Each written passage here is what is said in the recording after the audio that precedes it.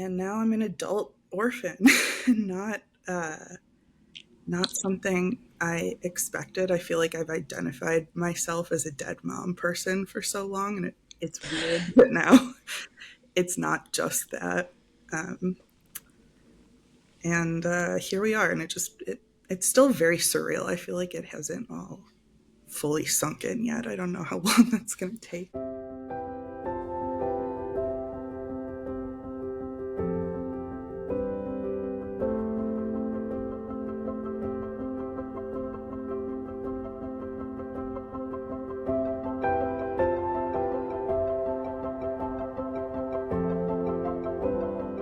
Hi there, grief growers, and welcome back to the Grief Grower podcast. I am so honored to be sitting here across from you, with you, in your ears today.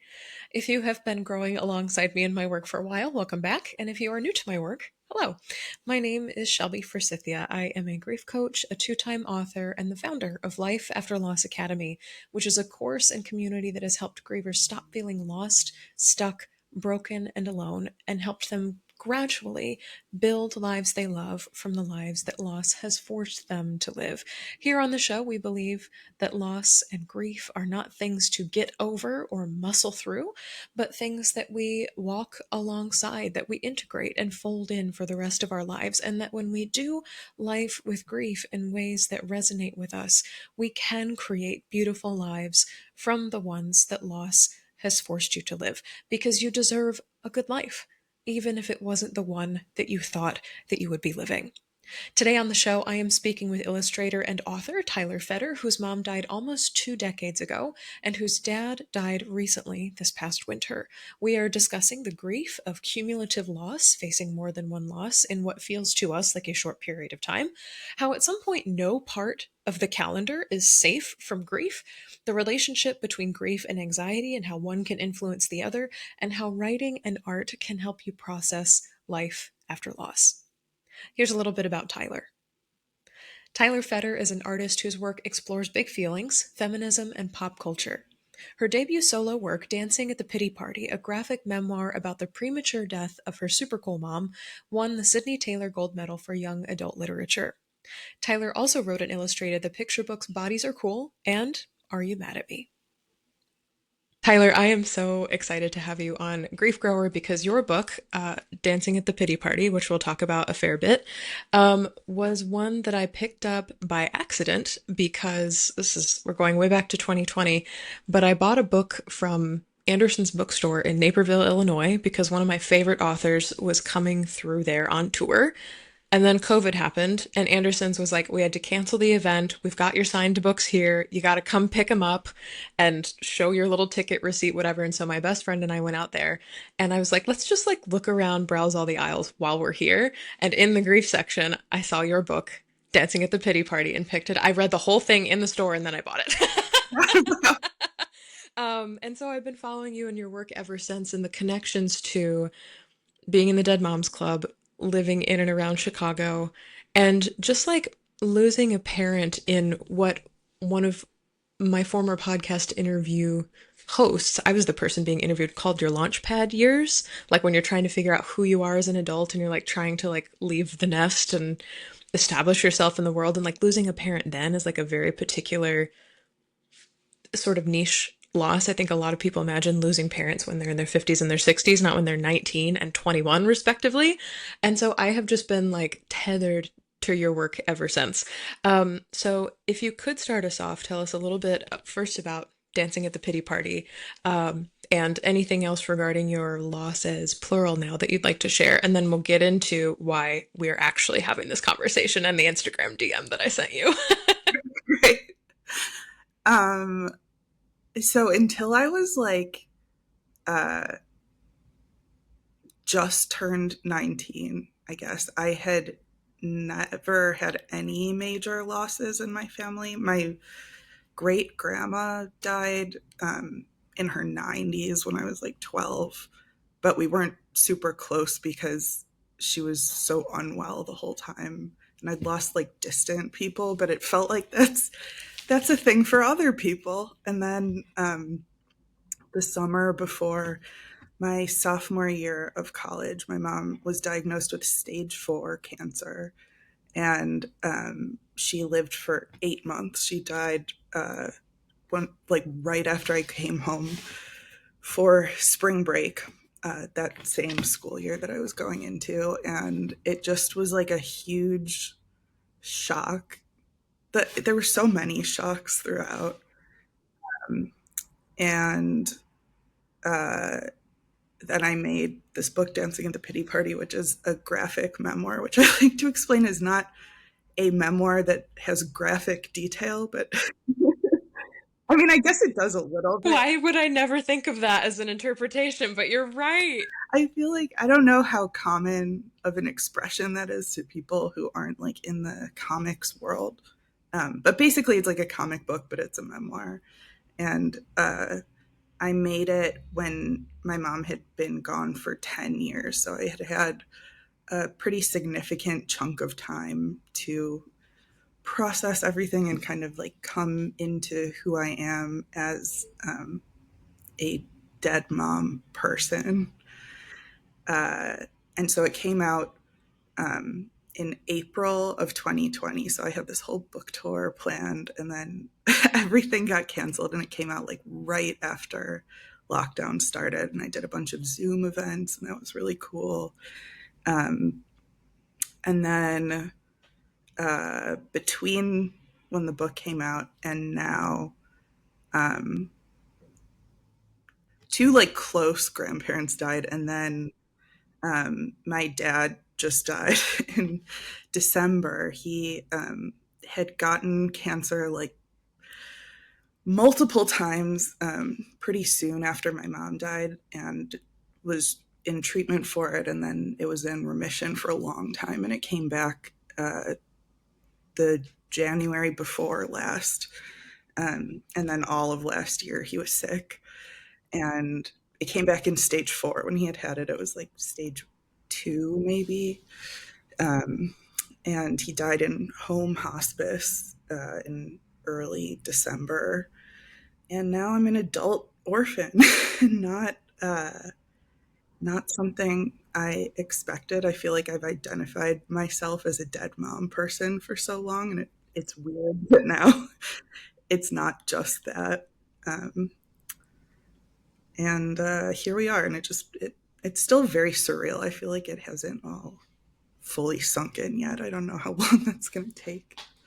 Yeah, and I morbidly laugh about that one as well because despite the fact that my mom has been gone 11 years, there are still days where I'm like, I don't know if it's sunk in yet. I don't know if that's all the way real, and I don't know that it ever will be. And I think a lot of like traditional or old-fashioned grief experts might say something along the lines of like, "Oh, you're just still in denial." And I'm like, "No, Yeah, there's more to it than that." But I think there's some really cool research coming out now. I'm thinking of like Mary Frances O'Connor and the grieving brain of like my grieving brain is still trying to piece together understanding or comprehension of a world where my mom doesn't physically exist, even though I like see and feel reminders of her all the time. And so the sense that a loss could ever sink in 100%, I don't know that that's real.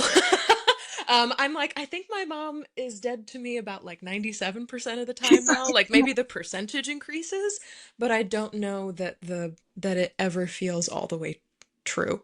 Whether I think people listening are like, oh, I still feel connected to them, so they're never all the way gone, or it's like the reality hasn't ever fully landed. It's kind of just hovering yeah. I all the mean, I time. still have times, much less frequently than I used to, but where something will happen in my life, or I'll hear like a bit of news or something and think, oh, I have to tell mom. And Yeah. I'm like, it's been 16 years. Like, get it through your thick skull. I like how you talk to yourself. I'm very kind to myself, as you can hear. I love that. I resonate with that. And this is kind of the biggest reason I wanted to talk to you because the memoir, and I love that it's a graphic memoir because as a kid I was obsessed with reading like manga and not necessarily like, comic books, but especially from Japan and other countries. But then when I realized people were doing nonfiction through comic and illustration formats, I was like, oh, I'm into this. And it's one of my all-time favorite genres, not just of grief books, but of books in general. And so I picked this up, and especially for Grief Brain, when you can't read, I'm like, I can look at pictures Uh-huh. is so incredibly helpful. And I say pictures, but your drawings are so um, relatable and clever, but also at the same time feel like something I might have drawn like in the margins of like a high school or middle school notebook with like the little stars or the little raindrops or the little hearts or the smiley faces or the sad faces. And it feels like I don't, it's just like it's a snapshot in time of how you draw and how you relate. So I just love that such a thing as a graphic memoir exists. And the reason I reached out to you is because you recently drew a series of Instagram, like a carousel. And for people who are keeping score at home, it was posted on November 29th, 2024. So if you want to scroll back on Tyler Fetter's Instagram, you can see this post. But I'm just going to read it because I can't show you the pictures here, but I'll link to it in the show notes so you can go read it and then find out more about Tyler's work. But she did a series of like panels, illustrated panels, where she writes, in 2020, I made my first book called Dancing at the Pity Party, a graphic memoir about losing my mom to cancer when I was 19. What I left out of the book is that about a year after my mom died, my dad was diagnosed with cancer. They caught it early though. He had surgery and then life got back to mostly normal. And then there's like you in an armchair, oh thank God, which is perfect.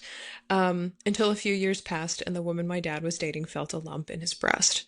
Whenever I'd tell anyone my situation, it felt like I was a little kid, making excuses for not doing my homework, over explaining and adding so much detail that it all ends up sounding like a lie, which relatable because at some point you rack up so many losses that you're like, it feels like my life is not even real. And I tell it to other people and they think I'm making it all up. Absolutely. Months later, after a mastectomy and many rounds of chemo at the same place my mom went, oof, my dad went into remission, and then you again, oh thank God. Um, Years passed. I got a book deal to write about my mom. My dad was thrilled. He wrote me an extremely sweet Goodreads review and constantly updated me on how many likes his review, was getting. Shout out to your father. I love him so much. um, every year he'd have a checkup with his oncologist and happily call us to say he's still good. Finally, a cancer success story. And then there's a picture of a shark fin in the bottom corner that says the Jaws theme intensifies. At the beginning of this year, we found out it came back. Today, he started hospice. My emotional state has been fragile. Some days I feel kind of numb, but mostly stable. Other days it's like I got shot out of some kind of cannon that is also a time machine. It feels weird to talk about it here, but it also feels weird not to talk about it. When my mom was dying, I felt really isolated in my grief, but today I feel so lucky to be a part of the community we have here. I really value being able to dump messy emotions into art and then hear from readers and followers who relate. I'm sure I'll make plenty of art about this in the future, but for right now, I guess I just wanted you to know thank you for being here. And this comes right before you did another wonderful post, again for people keeping score at home, on December 5th, 2024, about your mom's death taking place in the spring and her in life counting down to spring and looking for signs of spring as an occasion, because I think your birthday's in the spring. Do I have that right? And so like looking for bunnies or little robins or like flowers popping out of the earth. It's so exciting to look forward to. And then in her dying on the first-ish day of spring, there's this sense of I was counting down to her death. And then with your dad beginning hospice in November and then dying in early December, there was a season of life that was full of grief and hard. It was spring. There is a new season that is full of grief and hard. It is November, December, and I imagine all the holidays and New Year crap that comes with it. And the biggest reason I wanted to have you on was to talk about how when you start accumulating losses, when you don't just experience one loss, you start having two or three or four, not to mention your grandparents, your great grandparent, other losses that maybe aren't death related. I'm thinking like breakups or job losses or COVID or things like that. You go from having pockets or times in the calendar that feel safe from grief to suddenly having what feels like your entire calendar overrun by things that remind you of the people you've lost. Because there's like a tipping point where like I've now lost so many that I survive one season and I go immediately into surviving the next one. So that's a very long-winded way of saying thank you for that piece you wrote. And also, I would love for you to speak more on this sensation of at first there was just one grief season in my calendar and now there are many. Yeah. I it's interesting. Before my dad was sick this last time, I'd had um a thing in therapy probably multiple times. I was talking about how like my mom got sick over the summer, so that was bad. Then she was really into a lot of the Jewish holidays that are in fall, sort of like Hmm. early fall. So that time of year makes me think of her. Then she died in spring, so that makes me think of her. And then her birthday is in December, and we would always celebrate it on winter break. So it was like every single season was related to her in some way. But it definitely is that like very early spring. That's the time that just feels like uh, I mentioned in the comic I made. It feels like right after a scab falls off, and it's like you're healed technically, but it still feels really uncomfortable, Yeah. sensitive. Um, and yeah, now that my dad died, I mean, he was sick basically the entire calendar year. So the grief is a little bit less concentrated than it was with my mom. My mom was sick when I was in college, and I went to college in a different state from where my family lived. So I saw her at these like specific moments, and then I would go back to college. But with my dad, he lived in Chicago just like me. I saw him all the time. Um, so my sisters and I are just like figuring it out. I think we all sort of feel like we just got like dumped somewhere, like out of the sky. Um, and we realized during my dad's like funeral and Shiva period, when we were spending a lot of time thinking about death, we realized that my dad died 2 weeks roughly before my mom's birthday, and my mom died roughly 2 weeks before my dad's birthday, Wow. which is like eerie in a way that I like. Like it feels Yeah.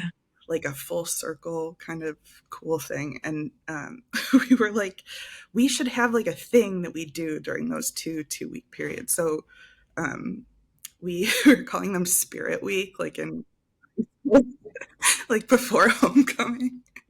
They're not as planned out. It's not like it's 90s day and we all like Yeah. go to Or wacky hair day or whatever. I was not expecting that. you know, so much of grief sort of feels like when you're up really late and everything is just like surreal and funny, and you could just laugh or cry at any moment. Yes. Um, so right now it's we're just treating them as like during these 2 week periods we're going to be real gentle with ourselves.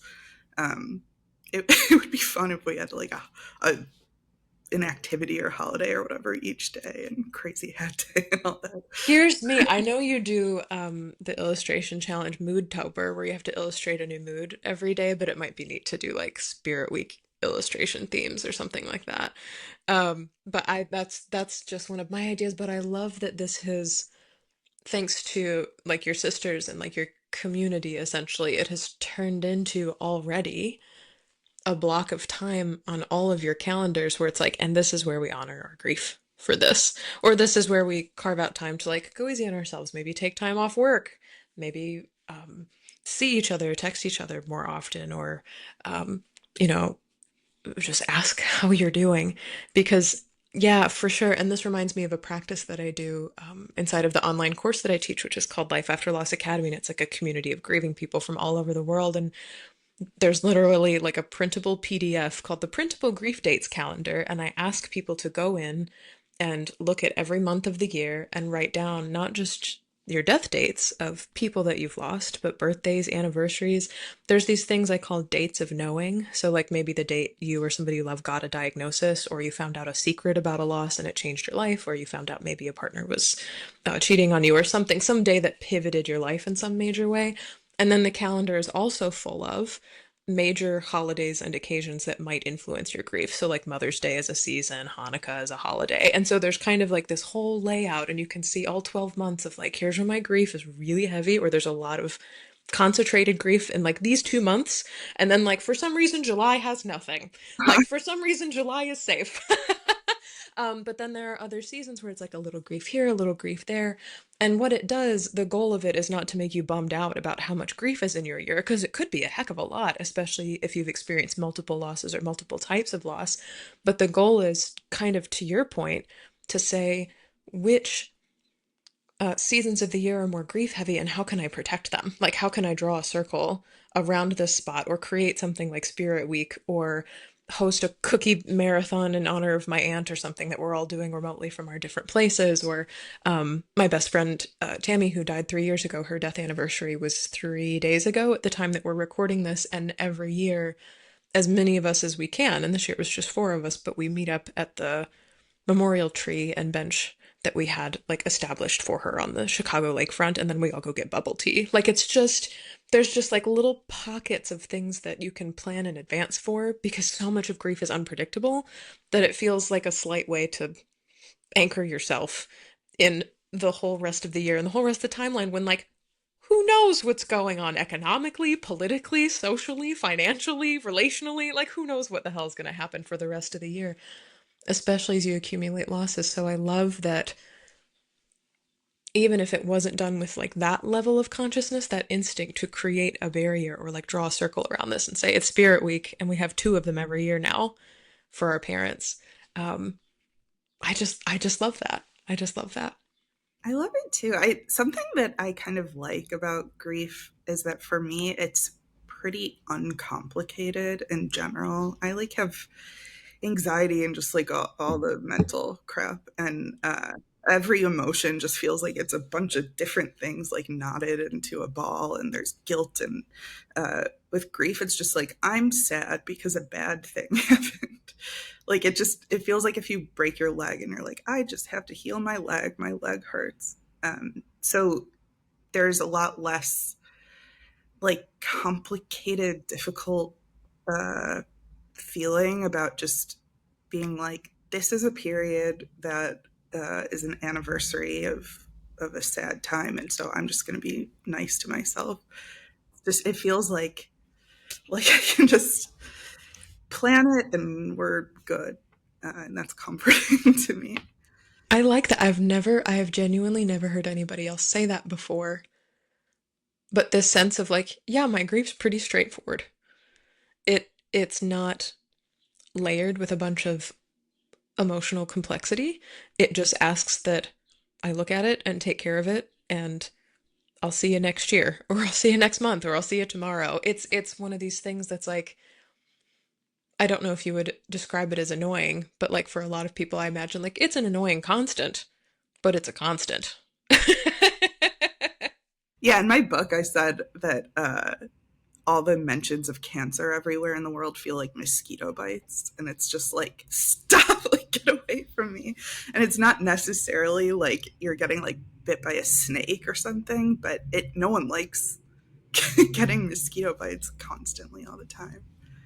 Yeah, it's like a low grade poking invasion Mm-hmm. all the time. It's a low grade agitation, absolutely. I want to, and if you're not comfortable answering this question, obviously let me know, but I kind of want to pivot to this idea of you've now lost two parents to cancer, and I don't know if you've lost other people in your life to cancer as well, but there's kind of this sense, and you talk about this in your book, of being aware that this is a very real way people could die at like pretty reasonably young ages. And I wonder how kind of living with that recognition of like uncertainty all the time, um, just like impacts your life. Like, I or anybody else I know could have cancer at any time because it has now happened at least twice. Um, and that's something that lives in my brain pretty rent free as well. Uh-huh. Yeah, it sucks. The cancer that my mom had, we initially thought that it was ovarian cancer, and then it ended up being this like rare one called choriocarcinoma that I saw one time on an episode of a medical show, but outside of that, never heard of anywhere ever. It was just this like weird fluke. And then my dad died of breast cancer. He's a cis man, not a thing that people hear about a lot. So it feels like, uh, I like to say if you hear that like there's a 99% chance that someone's going to be okay, it makes me think, well, there's that 1% that they won't be okay. And I'm just kind of on edge all the time. It's one of the big pillars I think that I work on in therapy is just how to live without being in a constant state of bracing myself for Hmm. bad news about other people or about myself. I mean, I can't tell you how many times I've thought I felt a lump somewhere that was a pimple or something. Like I Like just, I just keep counting. I have at least three that I can remember where I took myself to an urgent care, but it has to be yeah. more than that at this point. I had a time a few months ago when I thought I had this weird, like, uh, bump on my hand, and I was like, "What is this?" And I just watched that show, Apple Cider Vinegar, on Netflix. I loved that show. I should not have watched it. Like it, the amount of cancer in it was not good for me to see. That's true. I Sure. did Yeah, yeah, yeah. So love cancer people out there, take care when you're scrolling through Netflix. Yeah. but one of the people in that show gets cancer where it shows as like sores on her arm. So I was like, oh Hmm. my God, I have hand cancer. And then I looked after like a good, I don't know, 5 minutes of straight panic. I realized that the shape of the bump was identical to um, the little camera things on the back of my phone. Like Okay. that and realized, oh, that's a mirror. Even when I realized that, I still, for a little while, was like, I don't know, maybe it's a fluke. And it's really exhausting to just be in that state all the time. Um, but it's tough when there's like literal proof that just something can happen and you don't even know. Yeah, absolutely. And it's one of those things that I think that people who are alongside grievers or bosses of grievers or friends of grievers like don't think that we're thinking. That's a lot of think in the same sentence. But I think a lot of people look at me and they're like, oh, she lost her mom. Not, oh, she lost her mom and she's wondering when everyone else around her is going to get cancer. Like, for me, it's a very clear line drawn to that conclusion. And for a lot of other people, they would stop at, you had a loss. And I'm like, I have a loss, but as a result, I have anxiety, recurring thoughts about everyone else's death, probably to cancer, around me all the time. And it's never, I'll say gratefully for me, it's never been something that's like kept me from living my life or kept me from forming relationships with people necessarily, but it is something I'm almost constantly wondering or thinking about. Like it kind of just lives back there. It's like a record player that just just keeps going and I can't lift the little needle on it. It just plays all the time. And before my mom got sick, like when I was a little kid, I like started having anxiety when I was like being birthed, I think. So I used to be scared that she would die in a car accident like anytime she left the house when I wasn't in the car with her. And I would always be, Hmm. Mom, I love you, bye. And she'd be like, I'm going to the grocery store. And it, after she got sick and died, I was like, did I know something? But the truth is that like it just felt bad all those times. Like I would have rather felt calm and not stressed during the time when she wasn't actively sick. Um, but I think like my brain chemistry and my life circumstance have sort of like combined to form the perfect like horrible combination of being freaked out about loss all the time. Yeah, I wonder if you'll feel comfortable speaking more to that. As like I grew up as somebody with anxiety, and then grief added some more layers. Maybe not made it worse, maybe not made it better, but just like added some different permutations and combinations to something that was already there. Because I think for so many people, this is why I ask, consider grief to be something that happens in a vacuum and anxiety to be something that happens in a vacuum. And I think we forget sometimes that people who are anxious sometimes experience loss and it transforms their anxiety into something different, or grows it or deepens it or whatever illustration you want to use for that. And then sometimes grief happens and anxiety is a byproduct of it. It's like the two things are often woven together, and um, it's not necessarily bad that they're woven together or often come alongside in the same package. But I'm curious about how your relationship with anxiety has changed with grief.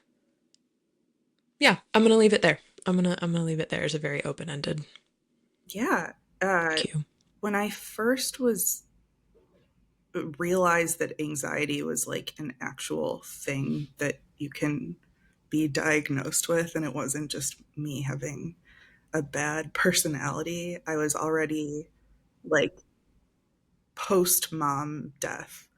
Um, and for the first chunk of my life, I really just thought it was social anxiety. That was like my main thing. I was super, super shy growing up, and I still feel like that's my natural self.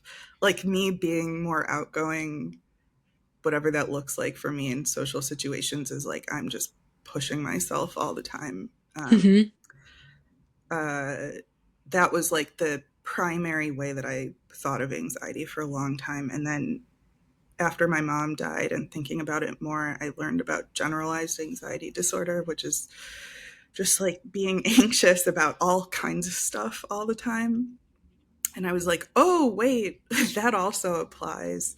I'm not just anxious in social situations. I'm anxious that the elevator is going to break down while I'm on it or whatever. That I have this career that I love and somehow it's all going to go away in a way that I can't predict.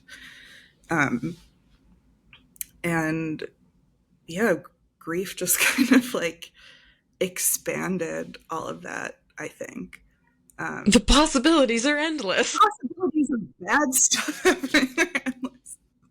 I will say that, like, particularly with losing my dad, um, I have noticed that there's an amount of anxiety that has gone away um, because I was just worried all the time about when he was going to die, and now he's gone. So, like, that's obviously bad, but the uncertainty was just like killing me all the time. And because he initially got sick so soon after my mom died, even though there was a really large chunk of time where he was in remission and we like barely talked about it at all, um, there was still like a little thing in the back of my head of like, you never know. And now just that is gone. Um, Mm-hmm. and that's pretty freeing. And it's also something I'm working on in therapy is like dealing with this weird relief that I feel, and it feels like disloyal or unkind to my dad. Um, and I know logically that that's not true, and he wouldn't want me to be upset or worried all the time. But it does feel yucky to have any kind of like slightly positive association with grief at all. Yeah, or just the relief of it. But I really resonate with that sense of, well, that record of, well, when's my dad gonna die? My dad's gonna die. At some point, my dad's gonna die. It has stopped playing. And in a room or a brain, I'm making metaphors here, that's full of constantly playing records that you can't turn off, to have one stop playing. Yeah. I mean, I can see how that feels like a relief, especially, and this is true for a lot of my students and clients who are in the same town or in the same home as somebody who's dying, to no longer daily be face to face with their pain or their decline or their suffering or their mentally or physically not being here, or the questions that come up with it, or the weird sibling dynamics or family dynamics that are surrounding it, or the dread of having to essentially. I heard memorial planning being compared to like planning a party or planning a wedding immediately after somebody dies. And I'm like, oh my God, we do expect people to throw a party after a death and like handle the logistics of that. So even the dread of that hanging over your head as well. of like, I'm gonna have to throw a memorial that. I'm gonna figure out all the logistics of this. To have that record or those records stop playing, I can see how that feels like a relief. And also, that record in a way is a tether to your dad. Not the only one, but to know that was playing is to know in some way you cared about him and were worried about him. Yeah, And so if it's you don't weird to care not have that. about someone, you're not going to be worried about them dying. Yeah. It was interesting. We had a Seder for Passover at my dad's wife's apartment. We never called her a stepmom because I have that too. like so yeah, it was like Hmm. late 20s or something. It just feels weird. So I say my dad's wife. It sounds really impersonal, but she feels like an aunt or something. Hmm. Um, but we had the Seder at their apartment, the apartment that my dad lived in with her for 8 years or something, and it's the apartment where he died. Um, and that like halo or haze of stress and grief that was there for a long time, it just felt like it had like cleared away. There was this levity there that I was not expecting, and she had like gotten a new couch that she'd had the same couch in the living room the whole time that she and my dad lived there, and she got a new one that was like lighter in color and it just felt like we're all like taking a breath, and there's still Hmm. the sadness and the loss that's like very obvious, but the impending doom of knowing someone is going to die, especially in hospice. At the end, we learn there's the transition to the dying process and then the process of actively dying. Hmm. Such a weird concept. But that whole thing, that was like so heavy and tiring and sad and emotional. And that is something that is like, let go now. And we can just sit with the um, memories and good and bad. Yeah. It's like your job has changed. Yeah. Your job is no longer to worry, to sit vigil, to manage details, potentially with hospice, especially to manage pain or manage logistics, to plan a party.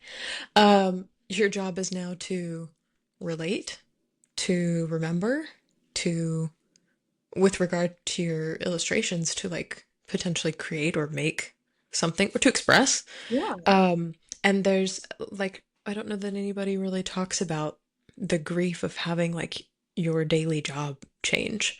Or like, I suppose it can be related to like your identity changing. It's like, I was a caregiver, I was a watcher over, I was a historian, I was a medication administerer. Um, and now I am a co-memory maker Yeah. and a sibling remember, honor, or holiday inventor, and a couch appreciator, and That's the and primary one.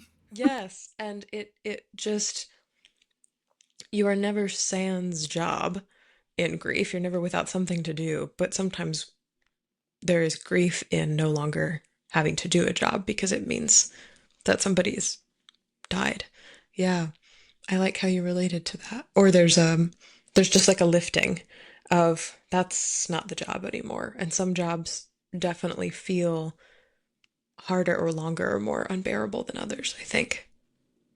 I mean, there were so many moments when my dad was sick this last time where I would be feeling good for any given reason on a day and then be like, wait, my dad is dying. I should feel bad. Hmm. It's, I'm not paying enough attention. Um, it was really complicated, and that is like a less complicated thing about grief. Like I can, if I'm having a day where I feel good now, I can be like, my dad would be so glad that I'm feeling good and like that my sisters and I are still living and enjoying life even without him. Yeah, it sounds like it's easier to I don't know, to feel like your emotional experience is like all the way in alignment, Yeah.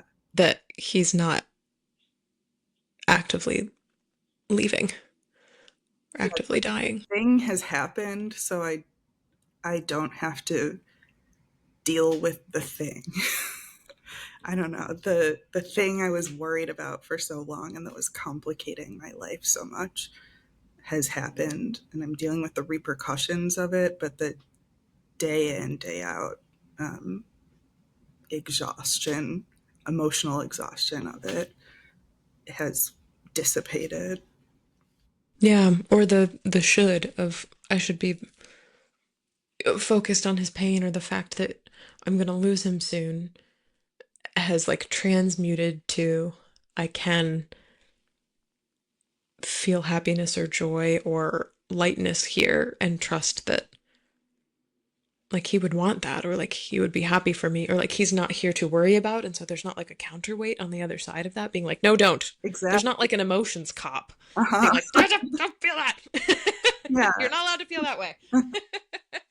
um yeah, I resonate with that. It definitely felt weird when my mom was dying, and we honestly didn't have very long in her active dying process. We were told we'd have like 6 weeks to 6 months, and then she died in 7 days.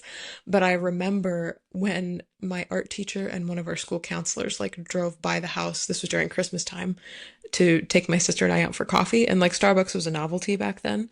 And so we were like, ooh, the adults that we admire are taking us to Starbucks. But I remember like laughing at a Starbucks at Christmas time with like all these carols playing, and I had this vivid sense that I'm like, I'm in the wrong place. Huh. I should not be this person right now. And the guilt of not being at home, not staring at my mother 24/7, not like just orienting all of my focus, energy, devotion in her direction um, at 21 was a very surreal feeling. I had never had that like juxtaposition before of like I'm not supposed to be here. I'm not supposed to be feeling like this. And now I can very clearly point to it as like, oh, that's a grief thing. Huh. But it took a hot second to be like, oh, that's a grief thing and not just a I am bad or I am wrong thing. Because I think so many people think like I just experience this individually for myself. I want to get to in the last few minutes here some things that you I don't know if enjoy is too positive of a word, but like how drawing, illustration, comic creation folds into your grief.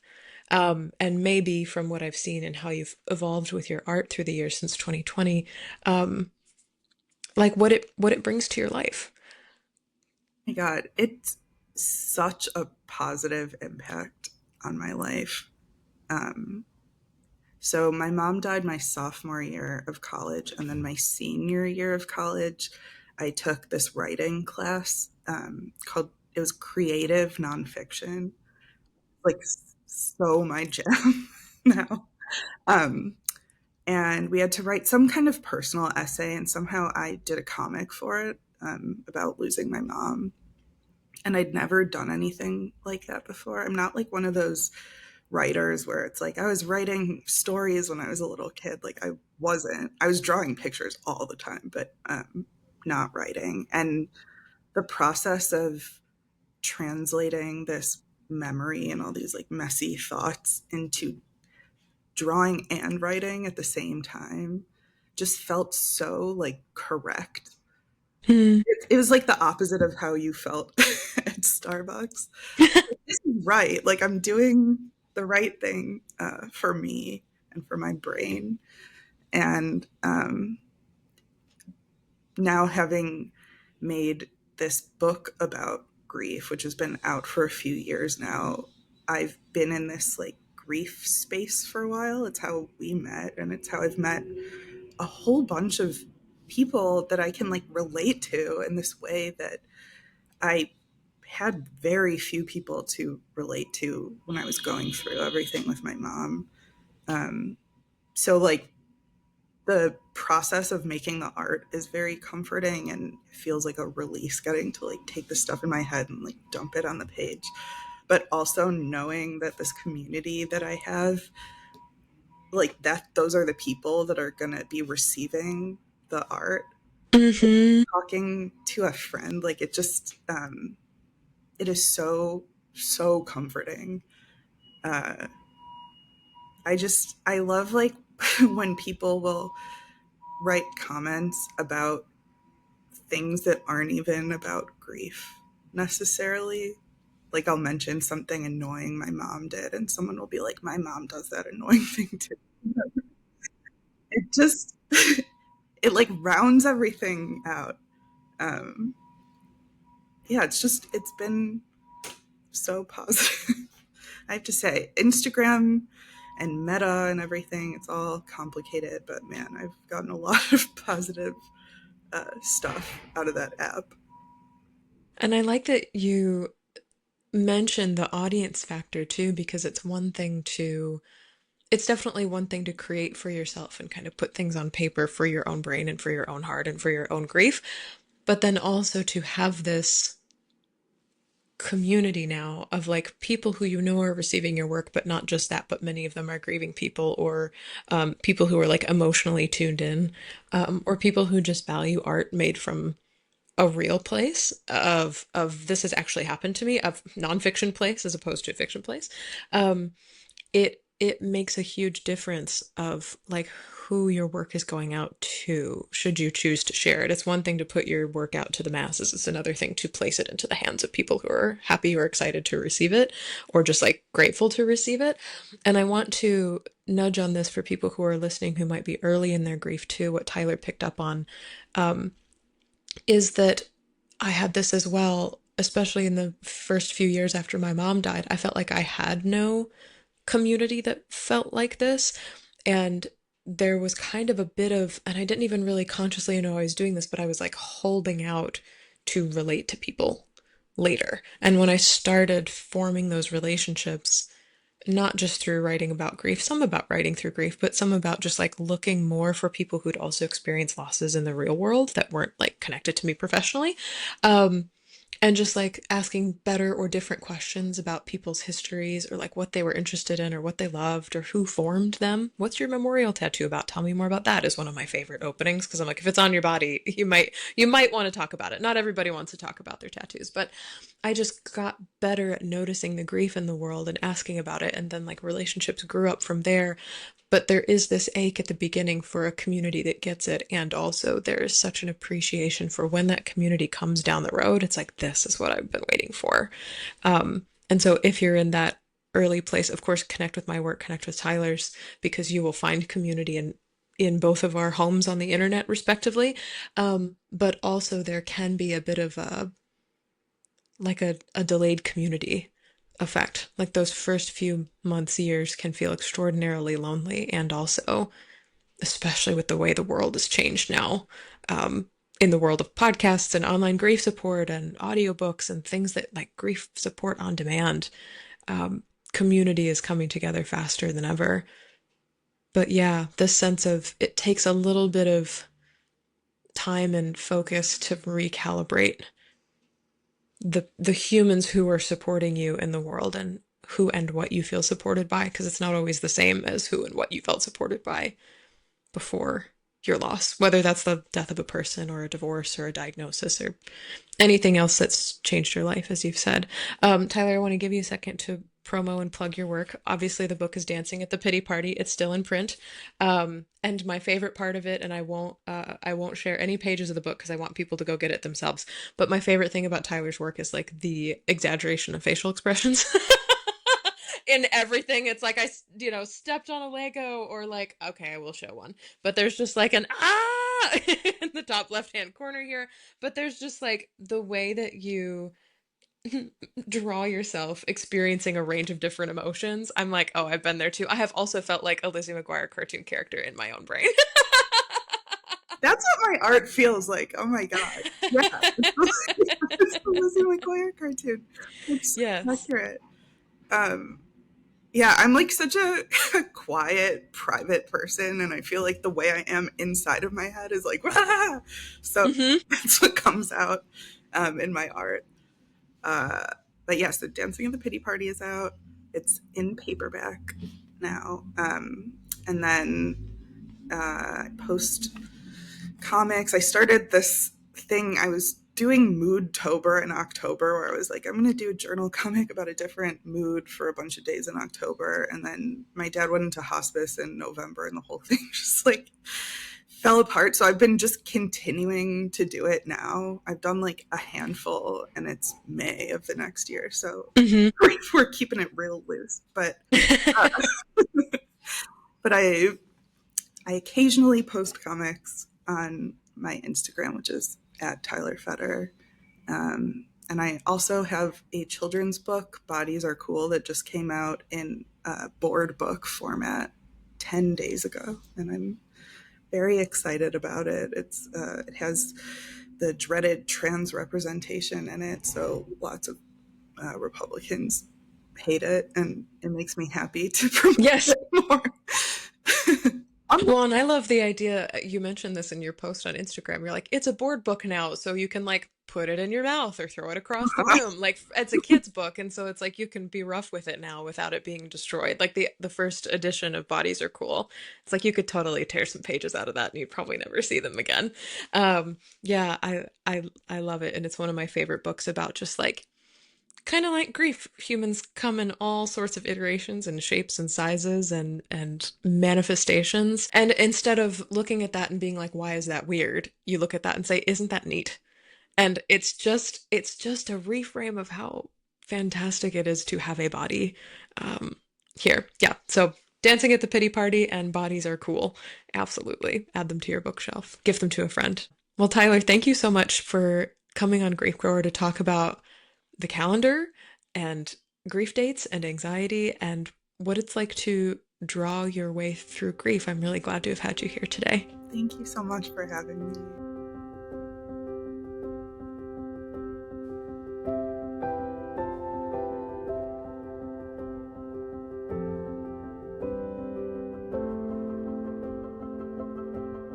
That's all for this episode of Grief Grower. Thank you so much for joining me here today. If you're looking for grief support beyond this show, you can find free workshops, blog articles, and quizzes at shelbyforsythia.com/links. If this podcast with Tyler felt validating, comforting, educational, or otherwise helpful to you, please leave a review on Apple Podcasts or Spotify. And be sure to share Grief Grower with a friend, because you never know what someone you love is going through.